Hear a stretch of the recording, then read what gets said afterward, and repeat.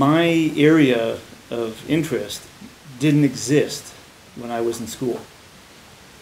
So I couldn't say, I want to go be that, because there wasn't anything like that. I was interested in making film that needed computers to make film.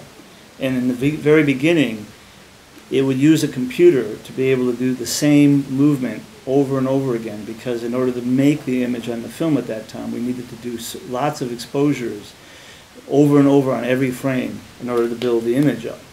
So to me, the computer was a tool to make very complicated pictures, but it moved a camera in front of artwork that was physical.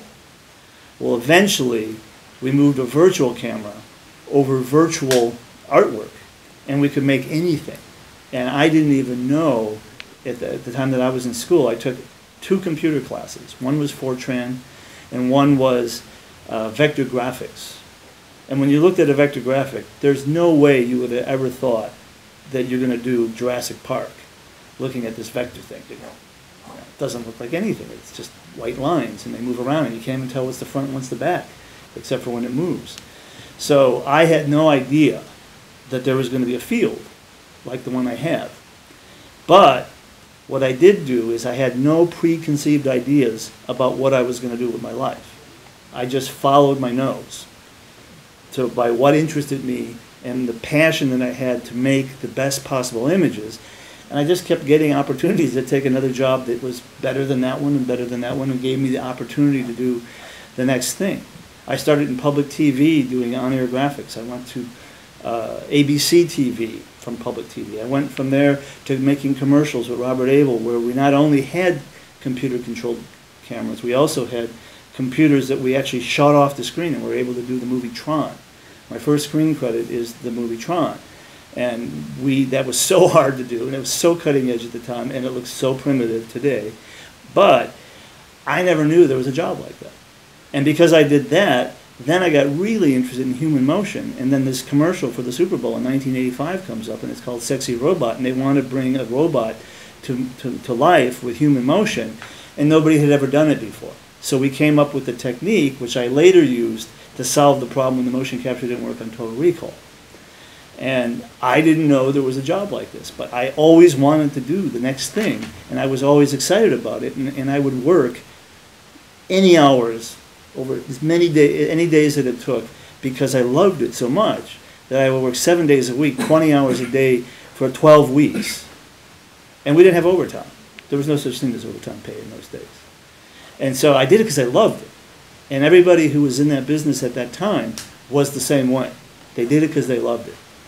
And so for students, arm yourself with the best education that you can right now, because you don't know what it's going to be later. If you just look at my career in visual effects and see where I came in at and what it's at now, you can't have the education for what it is right now, because that stuff didn't exist back at school. But you need to always be able to learn all your life. Never stop. You have the thing that's true, most true of anything, is that you will not be able to know what you'll need to know. So you'll have to learn it as you go. And you have to learn it as soon as you can, and you have to grab as big a chunk of everything. If you like this one part here, don't just grab that one part. Get that really well, but grab this part and this part and this part and this part, so you know how it all goes together. Because then, it's funny, I met a person in the elevator on the way here who was a computer scientist background who is in animation.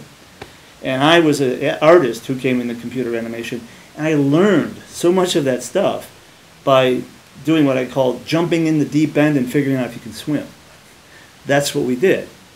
And I learned so much about computer science because I bumped into it every day trying to do these images as an artist. And because I was technical enough, I could learn it. It wasn't like, oh, you're an artist, you'll never know this. It was like, no, I could learn it. It was just, that wasn't my emphasis, but I got it. So now I know more technical stuff. In fact, you're going to think my presentation is really technical. And I wrote a screenplay, and I've written a bunch of stories, and I'm a photographer, a filmmaker, an art filmmaker, and everything else. So I do all this stuff, and you can do all this stuff. That's the great thing. You don't have to say, I only do this, or I only know how to do one thing. No, in your life, you're going to know how to do a lot of different things, and a bunch of things that aren't even invented yet.